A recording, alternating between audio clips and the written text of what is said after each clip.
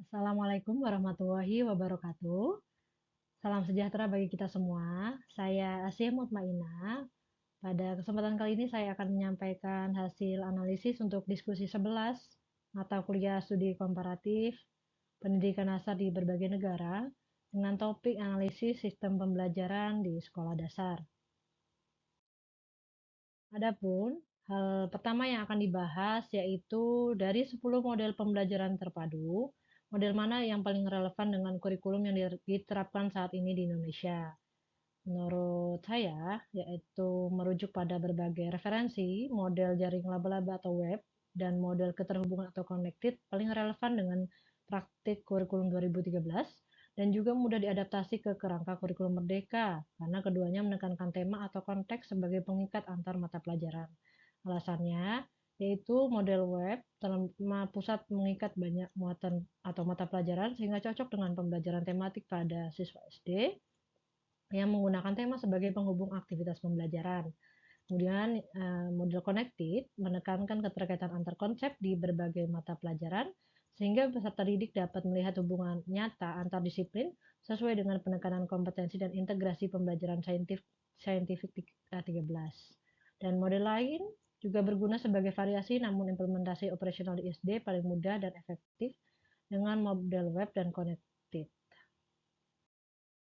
Kemudian selanjutnya juga akan dipaparkan terkait dengan tujuan, fungsi, landasan, prinsip, dan rambu-rambu serta tahapan pembelajaran tematik terpadu yang selama ini telah diimplementasikan di kelas atau di sekolah saya, yaitu di SD Tafis Utruja.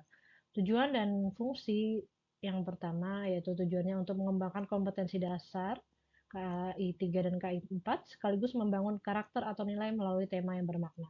Fungsinya untuk memfasilitasi keterpaduan penguatan pembelajaran agar siswa dapat menghubungkan konsep dan menerapkan keterampilan berpikir saintifik dan aktualisasikan nilai.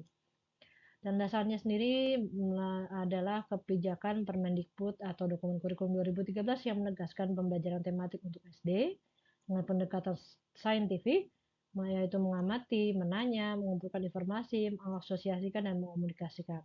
Teorinya yaitu model integrasi kurikulum menurut Forgati yaitu 10 model itu, dan pendekatan konstruktivitis serta pembelajaran berbasis tema yang mendukung transfer pembelajaran. Prinsip-prinsipnya yaitu berpusat pada peserta didik, keterpaduan antar muatan, saintifik, autentik, dan kontekstual, sehingga sekolah perlu memberikan tugas atau produk bermakna bagi siswa dan komunitas. Misalnya hafalan, literasi agama yang terintegrasi untuk SDIT. Rambu-rambu dalam pelaksanaannya di kelas yaitu menetapkan tujuan pembelajaran tematik yang jelas, jangan memaksakan integrasi bila tidak relevan, juga menjaga keseimbangan waktu dan melakukan penilaian autentik dapat menggunakan portofolio, penilaian kinerja dan observasi sehingga tidak hanya penilaian tertulis saja. Kemudian tahapan pembelajaran tematik terpadu yang dilakukan sudah sesuai dengan panduan dari Permendikbud dan Pedoman K13. Yang pertama yaitu perencanaan, memilih tema yang relevan dengan kompetensi dasar, menyusun silabus tematik, rancangan indikator antarmuatan, dan menyiapkan penilaian autentik. Kemudian saat pelaksanaan atau kegiatan belajarnya, langkah saintifiknya berupa mengamati, menanya, mengumpulkan informasi, mengasosiasikan, dan mengomunikasikan. Dan yang ketiga yaitu melakukan penilaian dan refleksi, yaitu penilaian proses dan produk, serta refleksi guru dan siswa untuk perbaikan pembelajaran ke depannya. Analisis perbedaan kurikulum tematik terpadu K13 dengan kurikulum Merdeka Belajar dan bagaimana implementasinya di SDIT Tafis Utruja Kota Depok. Untuk perbedaan kuncinya dapat kita lihat melalui berbagai aspek. Yang pertama dari fleksibilitas untuk satuan pendidikan, K13 memiliki struktur yang lebih terstandar, sedangkan kurikulum Merdeka memberikan lebih banyak fleksibilitas.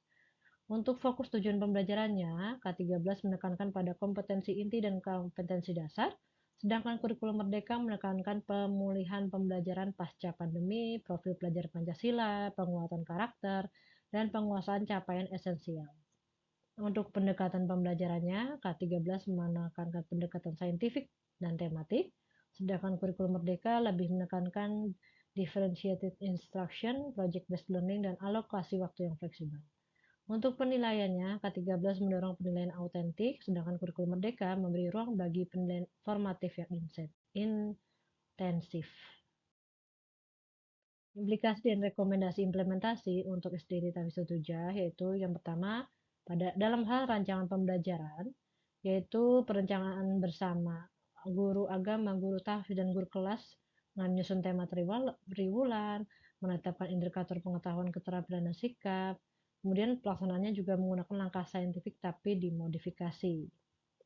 Untuk penilaian dan dokumentasinya, menggunakan rubrik untuk produk tematik, portofolio hafalan, asesmen formatif, mendokumentasikan perkembangan tiap siswa untuk laporan wali dan pengembangan pembelajaran selanjutnya.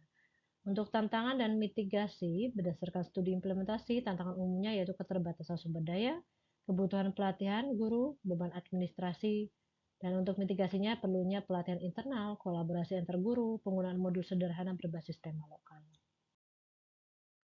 Implikasi lainnya yaitu sekolah perlu memilih model terpadu yang kompatibel seperti menerapkan model web dan connected dengan tema yang menggabungkan muatan agama seperti tahfidz dan akidah, literasi, sains, dan numerasi.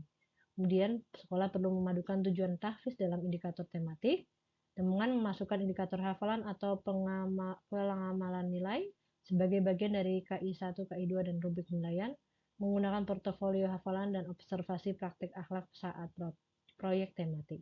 Dan yang ketiga, memanfaatkan fleksibilitas kurikulum Merdeka apabila diizinkan.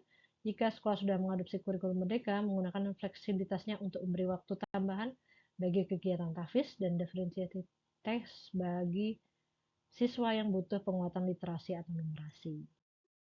Berikut ini adalah referensi yang saya gunakan pada analisis diskusi kali ini.